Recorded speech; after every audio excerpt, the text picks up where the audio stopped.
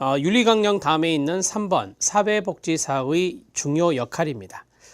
사회복지사의 역할은 조력자, 중개자, 옹호자, 교사, 중재자만 있는 게 아닙니다. 여러 역할이 있어요. 여러 가지 역할이 있는데 그 중에서 시험에 잘 나오는 5인방을 정리한 겁니다.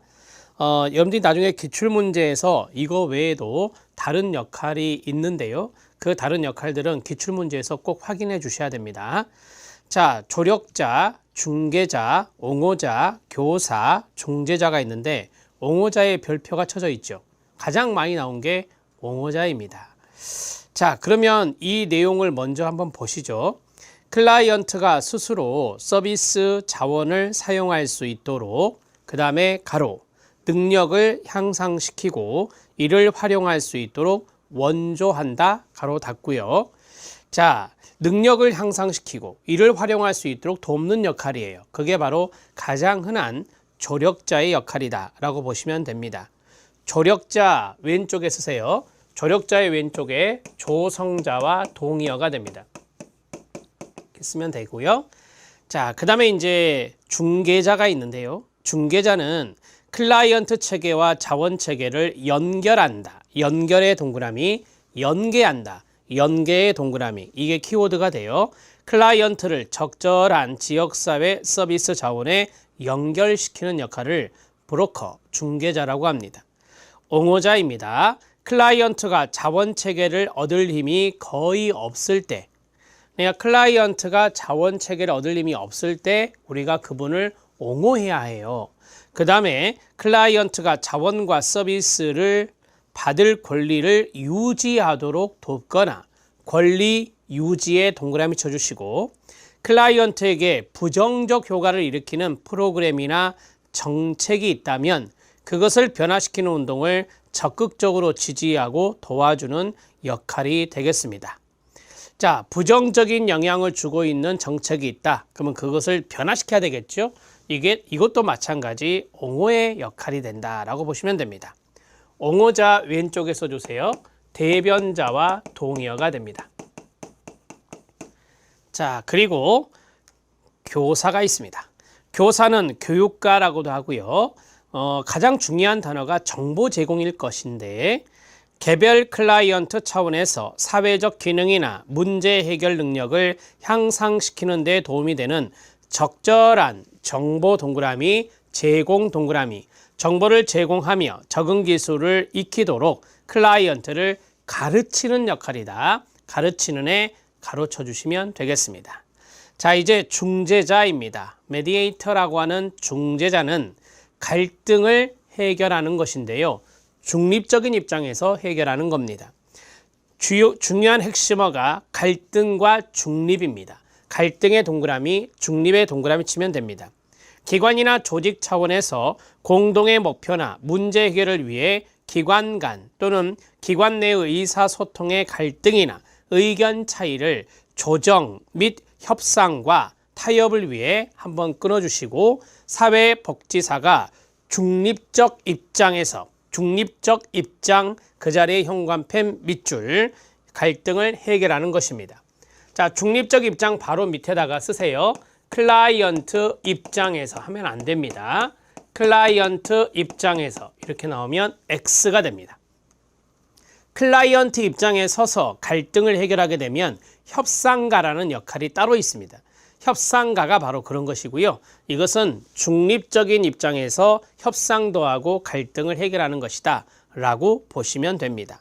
중재자까지 말씀을 쭉 드렸습니다. 이 내용 정도로 알아두시고 이것이 사례 문제로 출제된 적도 있으니 사례 문제는 꼭 기출해서 확인해 주시기 바랍니다. 자, 통합적 접근 방법 또는 통합적 접근, 통합적 방법 이렇게도 말해요. 이 개념과 특성이 있는데요. 자, 전통적 방법의 한계 찾으셨죠? 통합적 방법이 등장하기 전에가 바로 이제 전통적 방법이거든요. 이 전통적 방법의 한계, 문제점이 있었다는 것은 다른 말로 아래에다 쓰시면 돼요. 통합적 접근의 등장 배경이 됩니다. 통합적 접근의 등장 배경이 됩니다. 쉽게 말씀드리면 이거죠. 전통적 접근에 문제가 있었기 때문에 통합적 접근이 등장하게 되었다 이 말이에요. 그러면 전통적 방법의 한계를 보겠습니다. 1번부터 4번까지 나와 있는데요. 전통적 방법은 주로 제한된 특정 문제 중심에 개입을 하고 있어 최근의 복잡한 문제 상황에 대해 적절히 개입하기 어려운 상황이 발생한다 라고 했어요. 한마디로 말씀드릴까요? 다양한 문제 해결 어렵다입니다. 자, 오른쪽에 써보세요. 다양한 문제 해결 어렵다. 다양한 문제 해결 어렵다. 간단하게 써놓는 게 중요하니까요. 전통적 접근은 특정 문제 중심으로 갔거든요. 그 다음에 두 번째, 전통적 방법은 지나친 분화, 거기서부터 가로, 지나친 분화, 전문화로 서비스의 파편화 현상을 초래함, 가로 닫고, 여기까지가 중요한 거예요. 전통적인 방법은 지나친 분화와 전문화로 서비스의 파편화가 이루어졌다는 거예요. 이 말을 풀어주면 클라이언트의 문제가 5가지가 있다. 그러면 5군데를 클라이언트가 찾아다녀야 해요. 왜? 전통적 방법은 서비스가 파편화되어 있기 때문에요. 다양한 문제와 욕구를 가지는 클라이언트가 여러 기관이나 사회복지사를 찾아다녀야 하는 부담감을 야기한다 라고 했습니다. 이해되시죠? 세 번째입니다. 그러면 전통적인 접근은 훈련을 받을 때 전문화 중심의 훈련을 받았겠죠. 전문화 중심의 훈련은, 교육훈련은 사회복지사의 분야별 직장 이동에 도움을 주지 못한다라고 했습니다. 전문화된 교육 훈련을 받기 때문에 또는 지나친 분화와 전문화로 인해서 사회복지사가 이쪽에서 이쪽으로 이직하는데 업무의 유동성이라 하거든요. 이러한 유동성의 측면에서 보았을 때 어려움이 있었다라고 하는 것입니다. 자, 위에 써주세요. 지나친 전문화로 사회복지사의 이직 어렵다 이렇게 보시면 돼요. 다양한 접근을 여기서도 하고 여기서도 해야 이직이 수월할 건데 특정한 개인만 하기 때문에 사회복지사의 이직은 어려움이 있었다라고 하는 겁니다. 그 다음에 네 번째, 공통 기반을 전제하지 않은, 또 나오네요. 지나친 분화와 전문화는, 그러면 각각 별개의 사고를 했겠죠. 각각 별개의 사고와 언어, 과정을 보여줌으로써 여기까지는 그냥 커트해버려도 돼요. 뒤가 중요한 거죠. 사회복지 전문직 정체성 확립에 장애가 된다. 그 부분만 가로 묶어주시면 됩니다. 사회복지 전문직의 정체성이라는 것은 클라이언트의 다양하고 복합적인 욕구를 해결하는 데 있어요. 하지만 전통적 접근은 각각 별개의 사고, 언어 이런 것들을 쓰기 때문에 클라이언트의 다양하고 복합적인 욕구를 해결하기가 어려워지는 겁니다. 그러면 사회복지 전문직의 정체성 확립이 당연히 어려워지는 겁니다. 자, 이러한 어려움이 있었어요. 전통적 방법은. 그래서 통합적인 접근이 등장하게 되었다라고 하는 것입니다. 바로 밑에 보면 통합적 방법의 특징이 나옵니다. 자, 바로 아래 써주세요. 특징 바로 아래다가 첫 번째, 환경 속 인간, 파이라고 하죠. 환경과 인간의 상호작용 이런 것들을 강조하는 것이고요. 그 다음에 두 번째, 현재와 미래지향적 관점을 갖습니다. 현재와 미래지향적 관점을 갖습니다. 세 번째, 다양한 이론을 적용합니다. 다양한 이론을 적용합니다. 이런 것들이 바로 포인트예요. 마지막은 클라이언트에 대해서 긍정적인 관점을 가지고 있어요. 클라이언트에 대해서 긍정적인 관점을 가지고 있어요. 이 내용들을 좀 적어 놓으면 이해하는데 수월합니다. 자, 그러면 1번부터 보겠습니다. 통합적인 방법은요, 사회복지 실천의 본질적인 개념, 활동, 기술, 과업 등의 그 다음 밑줄, 공통적 기반이 있음을 전제로 한다라고 했어요. 그러니까 위에서 전통적 접근 같은 경우는 공통적 기반이 없는 분화와 전문화였어요. 하지만 이것은 공통적인 기반이 있음을 전제로 하기 때문에 다양한 이론을 사회복지 실천에 적용할 수 있는 거예요. 2번, 통합적 방법의 가치는요. 클라이언트의 잠재성을 인정하며 이들 잠재성이 개발될 수 있다고 보고 미래지향적인 접근을 강조한다라고 했어요. 여기 나오죠. 미래지향적이고 클라이언트에 대해서 긍정적인 관점을 갖고 있다라고 했어요. 자, 거기 오른쪽에다 쓰세요. 과거가 나오면 안 됩니다. 과거 X라고 쓰면 돼요. 과거를 강조했던 것은 프로이드의 전통적 접근과 연관성이 있어요. 그 다음에 세 번째, 사회복지 지식은 과거의 심리내적인 정신역동적 측면으로부터 끊어요. From A to B입니다. 자, 거기 보면 상황 속의 인간, 환경 속의 인간을 이해하고자 하는 일반 체계 이론까지 확대 동그라미, 확대된 개념을 사용한다. 이걸 말하죠. 다양한 이론을 적용한다는 겁니다. 클라이언트가 심리적인 문제가 있어? 그러면 정신분석 이론을, 클라이언트에게 자원이 필요해? 그러면 체계 이론을 이렇게 적용하는 것입니다. 자, 그 다음에 네 번째, 과거 사회복지의 개입은 주로 인간에게 초점을 두거나 환경에 초점을 두는 이 궤도 접근이었어요. 과거에는. 하지만 통합적 방법은 이 양면적 상호작용에 초점을 둠으로써 인간과 환경의 상호작용, 인간과 환경의 공유 영역, 즉 사회적 균형 수행 영역에 사회복지사가 개입해야 함을 강조합니다. 이것을 우리가 이중 초점이라고 하죠. 이중 초점이라고 해요. 그러니까 통합적 접근은 이계도 접근이다 하면 틀린 거고요. 통합적 접근은 이중 초점에 의한다라고 하면 맞습니다. 자, 5번입니다. 클라이언트의 존엄성을 인정하고 클라이언트의 참여와 자기결정 및 개별화를 극대화하는 것을 강조하며 사회복지 실천 과정의 계속적인 평가를 강조하는 것입니다. 클라이언트에 대한 긍정적 관점을 가지고 있죠. 자, 통합적 접근, 통합적 방법에 대해서 했습니다. 이것도 잘 출제가 되는 부분이기 때문에 정리해 놓으셔야 되고요. 통합적 접근의 등장 배경도 전통적 접근의 문제점, 한계로 꼭 알아두시기 바랍니다. 자, 다섯 번째 통합 모델입니다. 육사생담문 통합, 펄먼의 문제결 모델이 포함되어 있다라고 말씀을 드렸습니다. 생각나셔야 합니다. 자, 그러면 펄먼의 문제결 모델 바로 위쪽에 써보세요. 펄먼의 4P가 있습니다. 펄먼이 이야기한 모델에 4P가 있어요. 이것도 팁으로 말씀드립니다. 자, person입니다. person은 사람이 되죠. 사람. 그 다음에 두 번째 problem입니다. problem은 이 사람, 클라이언트가 가지고 있는 문제가 될 것이고요. 그 다음에 place가 됩니다. place는 장소라고 하죠. 기관이 되겠습니다. 그 다음에 마지막은 process입니다. process는 과정이라고 하죠. 그래서 펄먼의 4P는 사람, 문제, 장소, 과정인데요. 플랜 아닙니다. 플랜 아니고요. 그 다음에 프로그램도 아닙니다. 플랜과 프로그램 이런 것들이 이제 출제 포인트니까 알아두시면 되겠습니다. 자, 도표 안에 무엇이 있습니까? 4체계 모델, 단일화 모델, 문제 해결 과정 모델을 6체계 모델이라 하고 생활 모델이 나와 있습니다. 그리고 왼쪽에 보시면 기출 사례 적용을 넣어드렸습니다. 저는 본문에 있는 내용을 하고 자, 기출 사례 적용을 보도록 하겠습니다. 4체계 모델의 학자는 핑거스와 미나한입니다. 단일화 모델은 골드스테인입니다.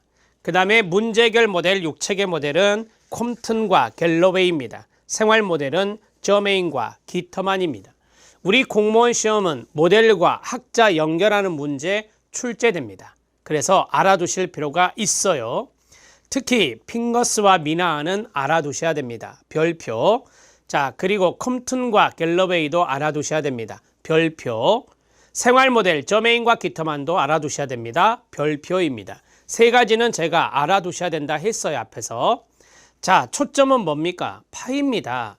이 모델 모두 다 강조하는 게 뭐냐? 인간과 환경의 상호작용을 강조해요. 통합적 접근에 의해서 통합 모델이 나왔으니 당연히 이 이중 초점이라는 것을 강조할 수밖에 없어요. 인간과 사회 환경과의 상호작용 오른쪽, 유기체로서의 개인 역동적인 사회관계 및 양자 상호작용 오른쪽, 개인과 상황의 상호작용 오른쪽, 인간과 환경과의 상호교류 속의 적응균형 모두 다 파이입니다. 자, 그 다음에 목적을 보겠습니다. 핑거스와 미나안이 말한 사회복지의 목적이 4가지가 쭉 있습니다. 첫 번째, 이 사람은 누굴까요? 클라이언트가 됩니다. 사람의 문제 해결과 대처 능력의 강화입니다. 그 다음에 두 번째, 사람들과 자원체계의 결합입니다. 세 번째, 체계의 효과적, 인도적 활용의 촉진입니다. 네 번째, 사회정책의 발전과 개선의 공헌입니다. 사회복지 실천은 사회복지 정책에 기여하게 되어 있습니다. 자, 이 4가지도 잘 기억해 놓으세요. 이 4가지는 사회복지의 목적과도 관련성이 있습니다. 자, 단일화 모델은 참고하시면 된다. 사회학습이론, 사회학습이라고 하는 것을 좀 강조했던 것이 단일화 모델이라고 했습니다. 사회적 학습의 촉진과 강화, 그 다음에 사회 변화, 자원을 확보하고 활용함으로써 사회를 변화시키는 것을 목적으로 합니다. 6체계 모델은 문제결과 클라이언트, 사회복지사의 공동관계 형성, 합리적 과정의 수행 이런 것들을 강조했습니다. 이거는 참고하셔도 됩니다. 그 다음에 생활 모델입니다. 인간 생활상의 문제 해결이다. 제가 앞에서 말씀드렸죠. 생활상 스트레스, 그것이 바로 생활 모델과 연관성이 있다. 인간의 적응 능력의 지지와 강화고요. 대처를 위한 사회 자원의 동원인데 우리가 스트레스로부터 해방되는 게 목적이겠죠. 이게 바로 안녕, 웰빙이라고 하는 안녕 상태 회복이라고 합니다. 자, 생활 모델 위쪽에다가 이렇게 쓰셔도 돼요. 안녕 상태 회복. 안녕 상태로의 회복 해도 되고요. 자, 이것을 목적으로 하는 것이 바로 생활 모델이다. 이렇게 보시면 돼요. 이 안녕 상태의 반대말이 스트레스니까요. 자, 이제 밑에 참고를 보시기 바랍니다. 이 참고 내용이 더 중요해요. 위에 있는 내용 도표 그것보다 아래에 있는 내용이 더 중요하니 아래에 있는 내용을 잘 봐주시기 바랍니다. 자, 4체계 모델에 핑거스와 미나안이 있고 6체계 모델에 콤튼과 갤러웨이가 있고 밑에 생활 모델이 있죠. 여러분, 이것은 시험에 잘 나오는 3가지 모델이니 정리해 놔야 합니다. 핑거스와 미나안의 변화 매개 체계, 클라이언트 체계, 표적 체계, 행동 체계 4가지 체계가 나왔습니다. 그리고 컴튼과 갤러웨이는 전문가 체계와 문제인식 체계까지 해서 모두 다 6체계가 되는 것입니다. 이렇게 정리하셔야 돼요. 생활 모델이 6가지로 나와 있고요. 자, 그러면 날개 쪽에 있는 기출 사례 적용의 문제는요. 이 체계들을 가지고 사례 문제예요. 그래서 1급 스타일이라고 보시면 돼요. 1급 스타일의 문제가 사회복지사 1급 스타일의 문제가 4체계나 6체계를 두고 사례를 던집니다. 그래서 이 체계와 이 체계가 맞는지 사례하고 적용이 이 적합성이 있는지 그것들을 보는 문제거든요. 그런 문제가 우리 공무원 시험에도 출제가 된 겁니다. 변화 매개 체계는 계획된 변화를 향해 체계들과 활동을 계획하는 동그라미 1 사회복지사, 동그라미 2 사회복지사를 고용하는 기관과 조직입니다. 자, 간단히 말씀드리죠. 제가 A 클라이언트를 맡고 있는 사회복지사입니다. 저는 B복지관에 종사하고 있습니다. B복지관과 저는 변화 매개 체계가 되는 겁니다. 이거는 확 픽스 하셔야 돼요. 못을 박으시면 되고, 클라이언트 체계가 있습니다. 클라이언트는 대개 누굽니까? 그렇습니다. 계약을 맺은 사람이라든지 서비스를 요청한 사람입니다. 1번 사회복지사에 서비스를 요청할 때, 요청의 동그라미, 서비스로부터 이익을 얻는 것이 기대될 때, 서비스를 받았을 때 이익을 얻을 것으로 기대되는 사람들도 클라이언트라고 볼 수 있겠죠. 계약 동그라미, 사회복지사와 계약을 맺게 될 때 클라이언트라고 말합니다. 우리가 보통 기관에 내방했다라고 한다면, 기관을 찾아왔다라고 한다면 문제 해결 받기 위해서 그 사람이 클라이언트가 됩니다. 표적 체계는 간단하게 말씀드리면 이겁니다. 변화 대상입니다. 변화 대상이 바로 타겟이 되는 겁니다. 표적 체계는 변화 매개자들이 그들의 목표를 달성하기 위해 영향을 주거나 변화를 시키는 것이 필요한 사람들이나 문제를 말합니다. 행동 체계는 누굴까요? 간단히 말씀드리면 자원입니다.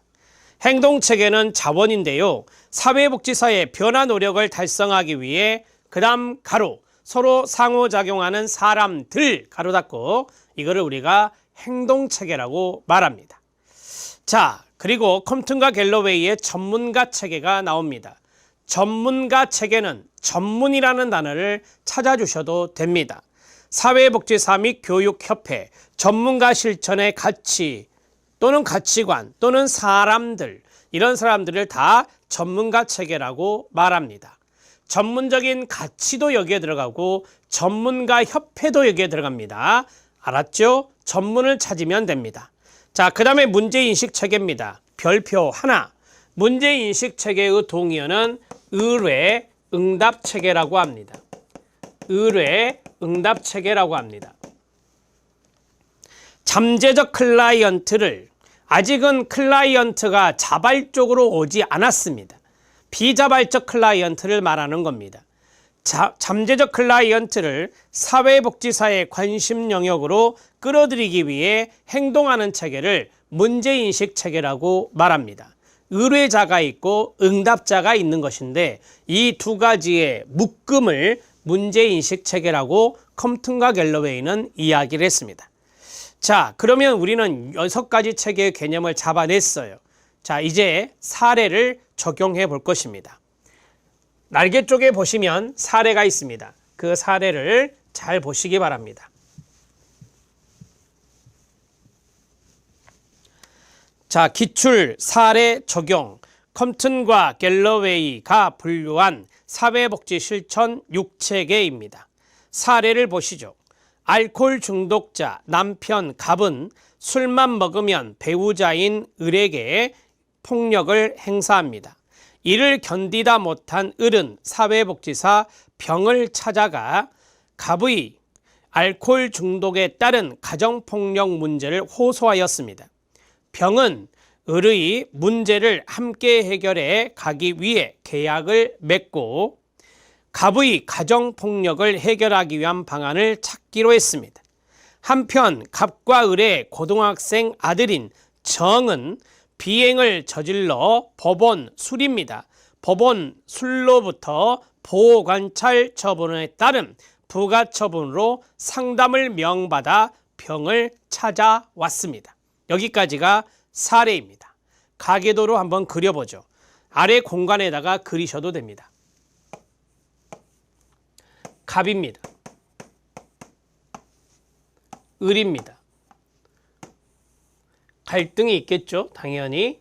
자, 그리고 여기는 알코올 중독자입니다.